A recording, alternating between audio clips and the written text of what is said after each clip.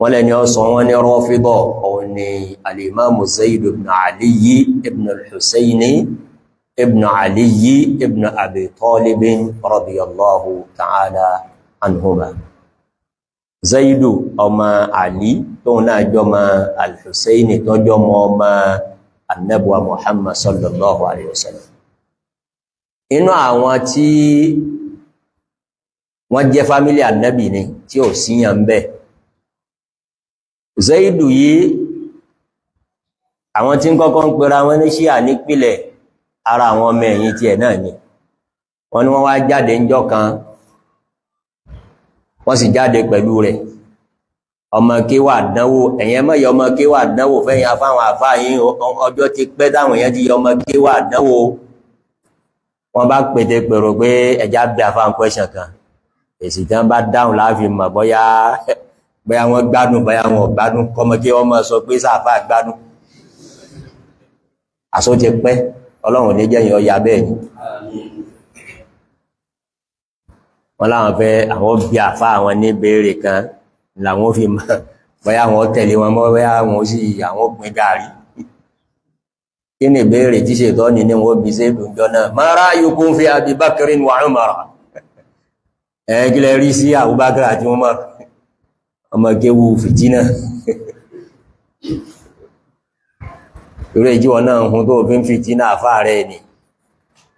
kódà o kódà ǹtọ́ farọ́ fídọ̀nù a Zaidu ni Abubakar wa Umar sahabiyani radiyallahu anhuma a Abubakar àti Umar lẹ́bí mi àwọn ọ̀gá wa àwọn sahabi annabi àwọn ará ilé annabi àwọn ọmọ wọn sí nǹkan méjì pé èèyàn rẹ̀ ni wọ́n ọlọ́mọ́sá àbáwọ̀ sàlékún ìyọ́nú fún wọn àwọn ní ṣe ti gẹ́jẹ̀ báyìí àfá ọ̀gbádùn àfọ́ ọ̀gbádùn wọ́n bá túká lẹ́yìn Zaidu wọn sọ ń jọ́nà pé rọ́fàdùtùmúnì ay taraktumuni ẹ sì fi mílẹ̀ ẹmọ lọ lẹ́nu aláwọn lọ́dá ọ̀nà fasummu bidhalika Rāfidah. Al-Imāmu Sha'bī ní ẹ̀dàkùn ẹ̀mí náà ké fún yín nísìn mẹ́jẹ́ nìkan tọ́ ọ gbọ́dọ̀ fẹ́ràn àwọn fámílì ànábì mùsùlùmí tí ó bá fẹ́ràn àwọn fámílì ànábì ẹ ṣe mùsùlùmí gidi gbangba láti ń sọ yìí gbogbo àwọn tí ó jẹ́ fámílì ànábì tó jẹ́ mùsùlùmí nínú wọn o tó rárá tí àwọn èèyàn ìyànú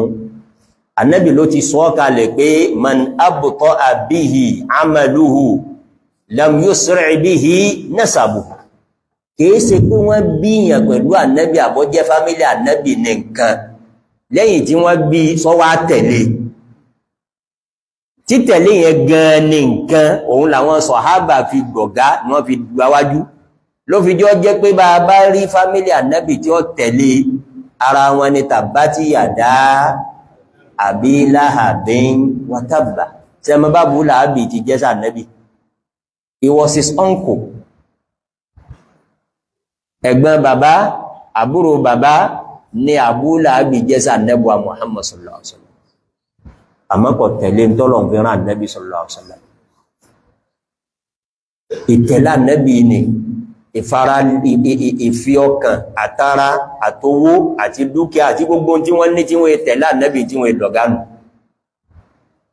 òun náà sì ni criterion táà fi mọ́tàlá fẹ́ràn tààlà ní fẹ́ràn kọ́dà bọ́ bá jẹ́ fámílì ànábì sallallahu alaihi wasallam gbogbo wa la gbọ́dọ̀ wá nífẹ̀ẹ́ àwọn fámílì ànábì àwọn tó tẹ̀lé o mọ́ wá jẹ́ nìkan tàn pé ńgbà tó ti wá nífẹ̀ẹ́ àwọn ará ilé ànábì yìí ò gbọ́dọ̀ gba tàbúbákiri ò gbọ́dọ̀ gba tí wọ́n àfáà ní kò rí bẹ́ẹ̀ ahibba ahla bayti nabiyyika wala takun rafidi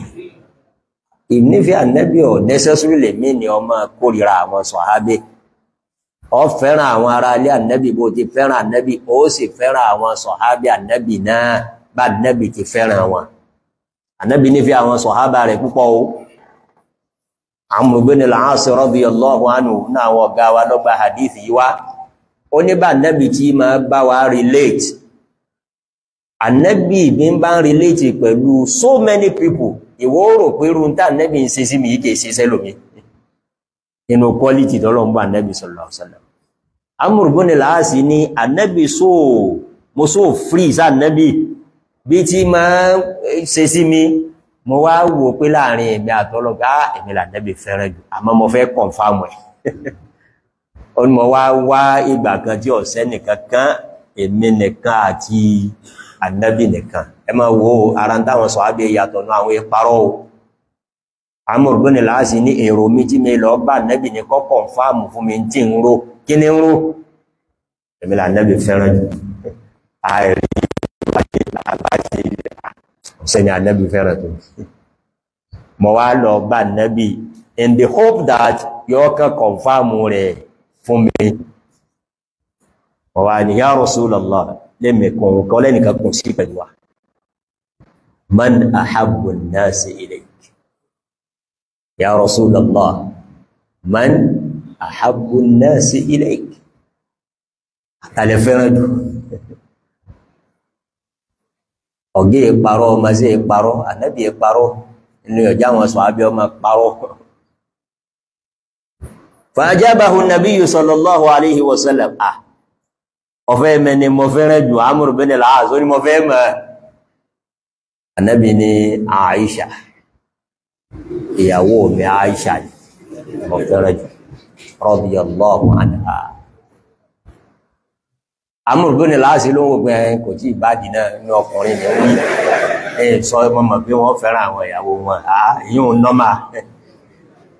onímọ̀ tó bí ànábì pé wa mina rijali ànínú àwọn ọkùnrin ànábì ní mina rijali abuha ẹni mo fẹ́ràn jù nínú ẹ̀yin ọkùnrin bàbá tó bí Aisha náà ni ọ̀nà Abubakar Siddiq kò sí ẹnìkan kódà lójú ayé ànábì ẹnìkan ọba dù àwọn nǹkankan ń bẹ tí ó ti clear téèyàn àfẹni Ọlọ́run tí ọba fọ̀nà màlókù ó sì jọ jẹ́ pé ńjọ́ tí ànábì ó kó ní Mákà tí ó máa lọ Mẹdínà òun àti Abubakar nìkan ni wọ́n rìn radiyallahu ta'ala anhu. Ọ̀pọ̀lọpọ̀ rìwáyà hadith láàmà gbọ́ pé kuntu ana wa Abubakar dakhaltu ana wa Abubakar kharajtu ana wa Abubakar. Ìjọ tààrẹ̀ dé tá Nabi sallallahu alaihi wasallam lè dìde jáde lọ mọ́sálásí lọ ṣe ìmáàmù fáwọn èèyàn ó ní murru Ababakrin falyusalli bin nas Abubakar dá ẹlóhun ní kó lọ ṣe ìmáàmù fáwọn èèyàn ẹ̀tún wá níta lọ̀gá kí ló ọ̀nà wo ni ó tún fi hàn yín pé ọ̀gá ni òun sì lànàbì nífẹ̀ẹ́ sí jù lànàbì gan fún rẹ̀ sọ sallallahu alaihi wasallam bí ẹ bá sì wo ní ànàbì gbé àti Abubakar gbèsè ń gbèsè ayé ànàbì ó tó bẹ́ẹ̀ o ó tó bẹ́ẹ̀ o ọ̀kan mọ́ sọ fún yín pé yẹn ní òun ò rí ọmọ tó ń bínú ni ọwọ́ apá ànàbì wọ́n máa wá gbáyé kí ló ń ṣe láyé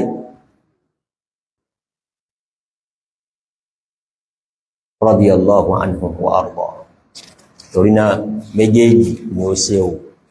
nífẹ̀ẹ́ àwọn ará ilé ànábì àwọn ọmọ ànábì sallallahu alaihi wasallam àwọn bàtàn ànábì ọmọ ẹ̀gbọ́n ànábì ọmọ àbúrò ànábì tí gbogbo wọn jẹ́ mùsùlùmí bó ti wá nífẹ̀ẹ́ wọn náà àwọn kan lọ́lọ́run yàn tí wọ́n kún ànábì sallallahu alaihi wasallam àbí kó nífẹ̀ẹ́ àwọn náà kó tó àwọn náà sípò tọ́lọ́run bá tò wọ́n sí àwọn tọ́lọ́run ní Muhammadun Rasulullahi wallazina ma'ahu àwọn tí ń bẹ pẹ̀lú ẹ̀ àwọn tọ́lọ̀ ń dájú ọ̀rọ̀ pẹ́ pé al-yawma akmaltu lakum dinakum wa atmamtu alaykum ni'mati plural lọ́lọ́run ló ń bí gbogbo ẹ̀ kò pé wà nẹ́bí nìkan àwọn àwo ni wọ́n sọ ànẹ́bí àtàwọn àwo ló di plural tí Al-Qur'ani fi ń pé mo pé dẹ̀ra mi lẹ́yìn lórí mo yọ́nú sí ń tẹ́ ń ṣe lónìí àwọn sọ̀hábì ànẹ́bí náà lọ́mọ sáàsà lékún lọ́nà rẹ̀ fún náà. وتتأكد أهمية بحث مثل هذا الموضوع وفي هذا الوقت بالذات نظرا للواقع الملموس من كلام دعوة بعض المنتسبين إلى السنة ممن لا يعرفون الشيعة حقا إلى تناسب خطوات الفرقة الرافضية وخطوات ما تدعو إليه سواء في أصول الدين أو فروعه تحت شعارات التحرير بين أقوال الأمة والدعوة إلى وحدتها والتعاون فيما اتفقنا عليه وغير ذلك من الدعوات. nínú tí ó fi ṣe pàtàkì irú tírà tá bẹ̀rẹ̀ sí ké lálẹ́ yìí ẹ dákun gbogbo ẹ̀yin àfáà náà wọ́n jẹ́ tírà yìí bọ́ jẹ́ míì náà àsìkò yìí ló yẹ gbé tírà tí ó máa sọ bó ló yẹ kí mùsùlùmí ó rí àwọn sàhábì ànábì lásìkò tí irú fìtínà báyìí bá wà ń ta. Al-Imamu Sufyanu Thawri nínú àwọn àgbà àfáà wa tó ti lọ rahimahullah, Al-Imamu Sufyanu ní máa pé idha kunta bil Kufa fahaddith bi fadaili Uthman wa idha kunta bish-Shami fahaddith bi fadaili Ali radiyallahu anhuma.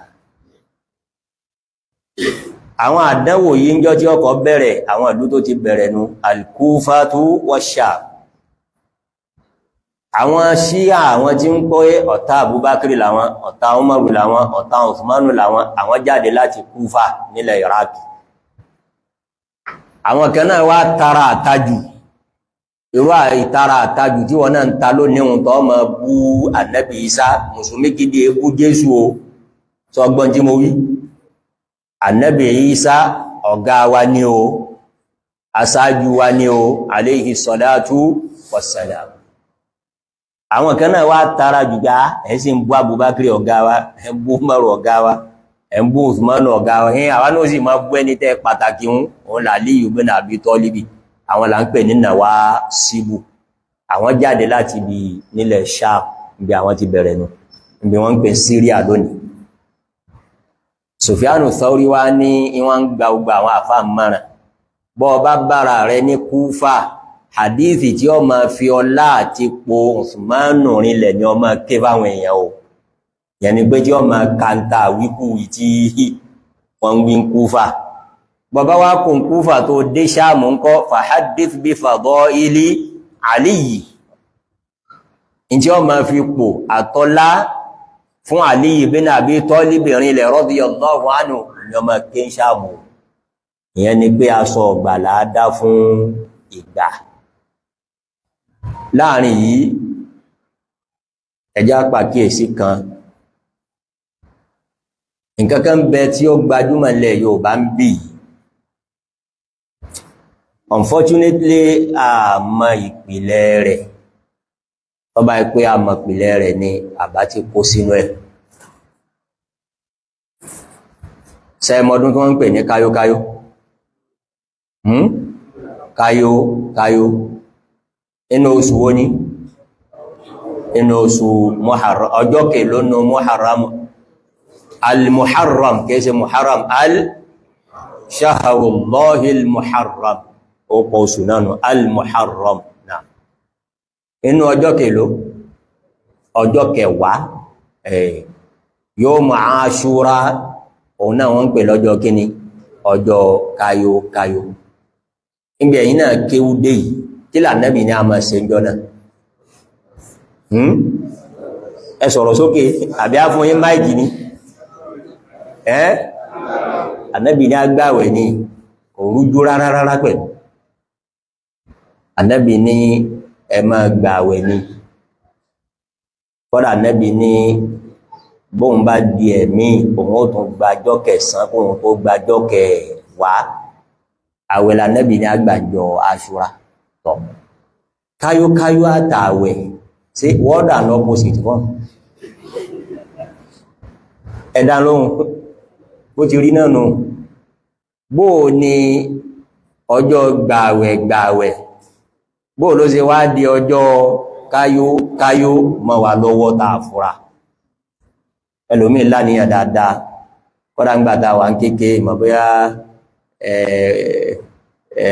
Abdulsalam ìmọ̀bẹ́yẹ yìí gbẹ́júmọ̀ yìí àbáwà bá kéèké àwọn òbí wa tẹ́rí ẹran léyá sẹ́mọ̀ pé bí oṣù kan ní síra wọn, oṣù kan díjọ́ méjì náà, oṣù kan gẹ́rẹ́gẹ́ ni ẹmọ̀pọ́jọ́ kẹwàá Dhul-Hijjah ní iléyá,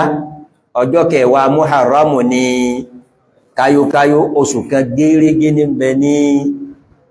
wọ́n tọ́jú orí ẹran kí ló ní ẹsẹ̀ ẹ̀yìn náà gbẹ́jú bá kọ́nà wọn mọ̀ ya nígbàtí ò sí refrigerator tí wọ́n kò sí freezer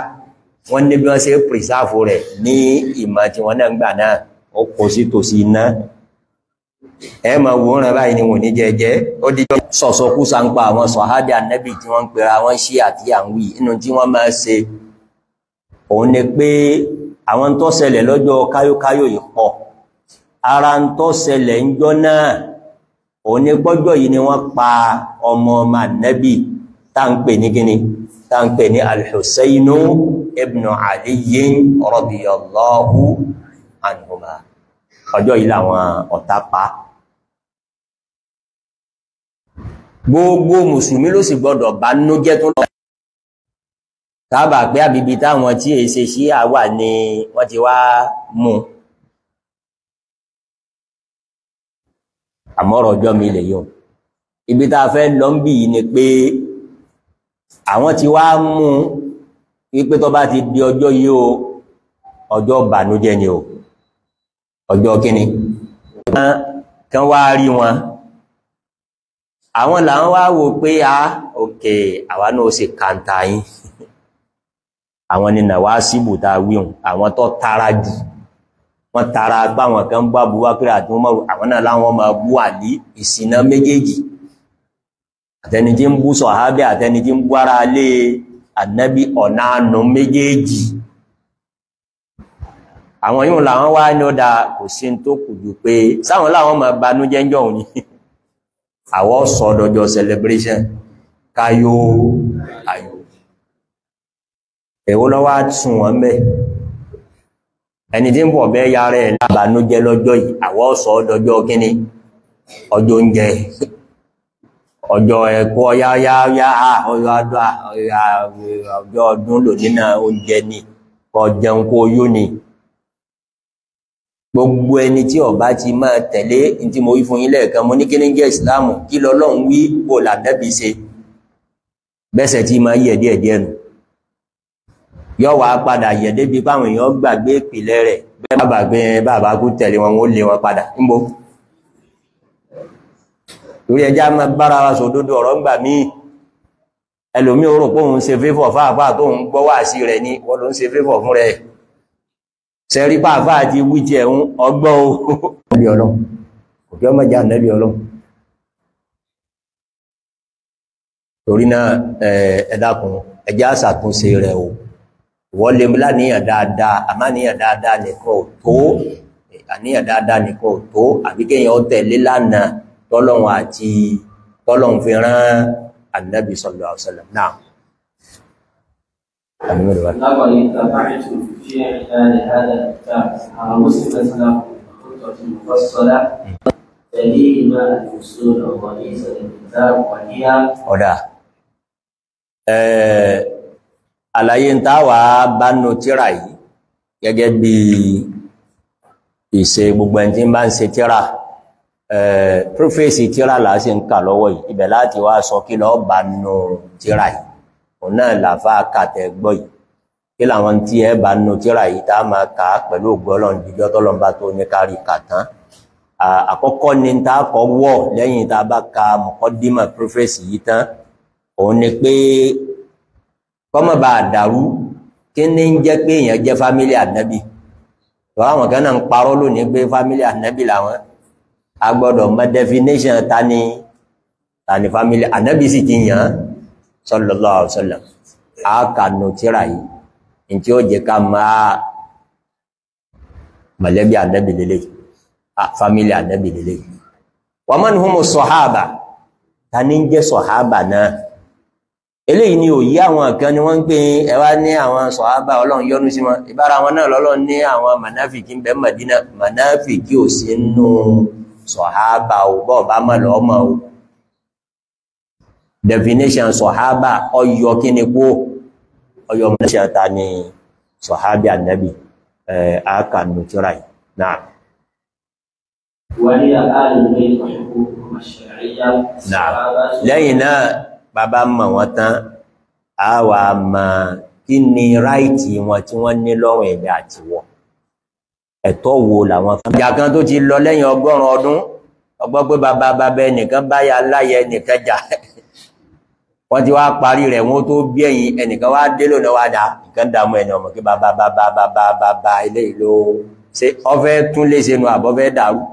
gbogbo ẹni tí ń bá ń wú ìtàn tí ó ti kú táwọn sọ̀hábà tí ló ti kú táwọn ará alé ànábì ló ti kú pẹ̀lú ẹ̀rí kí ni gbogbo attitude wọn ìlú ìgbésí ayé wo wọn gbé lẹ́yìn ìgbà tí a bá tiẹ̀ ní àbọ́yẹ́ nìkan síra wọn gbọ́ pẹ̀lú ẹnìkan bóò ni wọ́n padà gbáyé tí wọ́n èkó láyé tí wọ́n wà dé lẹ́yìn ẹgbẹ̀rún ọdún tó máa wú in tí wọ́n ti bò pẹ̀lú ògbọ́ ọlọ́run àárí kanú tí ó rà iná. أبرز وسائل الشيعة في نشر عقيدتهم والطرحات العملية للواجهة الشيعية. pẹ̀lú ògbọ́ ọlọ́run a sì mẹ́nubà díẹ̀ náà ọ̀nà tí àwọn èèyàn fi ń kó sọ́wọ́ gbogbo àwọn ròríkíròrí àti sọ̀kan bẹ̀lẹ̀ kan ẹ̀wà scholarship wá tí wọ́n náà sábẹ̀ jáde Nàìjíríà má jáde kí jáde o inú àdánwò tó bọ́mọ Nàìjíríà afẹ́ jáde lẹ́lòmí lọ pọ́wọ́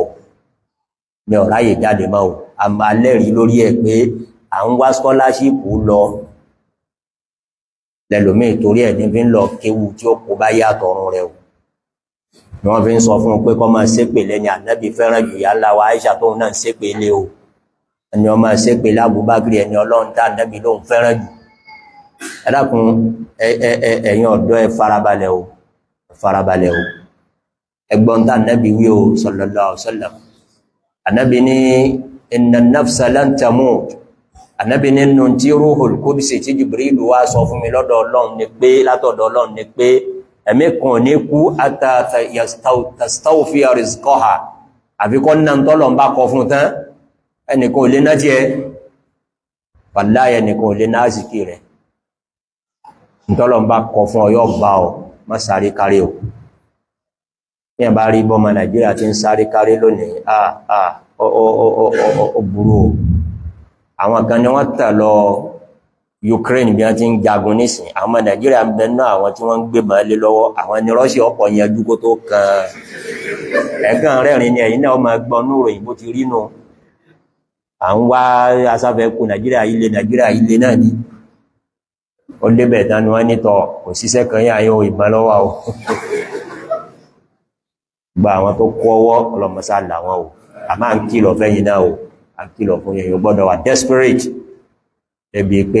ẹlòmíràn ní kó ń sá tiẹ̀ jáde kó ń sá jáde kó Nàìjíríà yìí bá a bá gbé Nàìjíríà sẹ́gbẹ́ ọ̀pọ̀lọpọ̀ ìlú ayé àlìjẹ́nà Nàìjíríà lẹ́gbẹ́ ọ̀pọ̀lọpọ̀ ìlú o bí wọ́n ti ń wò pé iná ní Nàìjíríà ni lọ́dọ̀ àwọn alára bòmíì àjẹ́ àlìjẹ́nà làwọn ń wò wá o gbogbo ntọ́lọ̀ ń bá ṣe fún yàn kéèyàn lè dúpẹ́ kó sì láyọ̀ ọkàn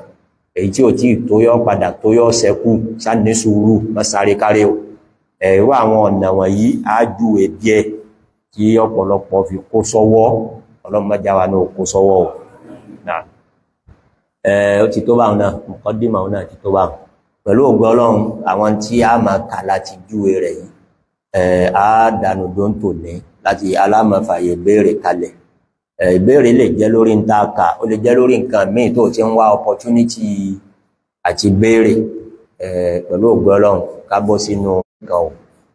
torí náà ẹ jẹ́ kí béèrè ọ kárí. ó lè pé àwọn àgbà ìbéèrè tí àwọn ṣẹ́fà láti ṣe tán láti ń dìde náà fẹ́ jáde ẹ̀dàpọ̀ ìjọ jẹ́ ká fún wọn ní àkọlé fún àwọn náà wọ́n sáré dìde láti máa jáde lọ káwọn máa wá máa dúrágì ọ̀nà àbí máa wá bí wọ́n ṣe jáde lákà fún wọn lọ́nà kárí fi jáde náà káwọn náà tó wá jáde bóyá fẹ́ lọ ṣàlọ́lá àbáṣe náà.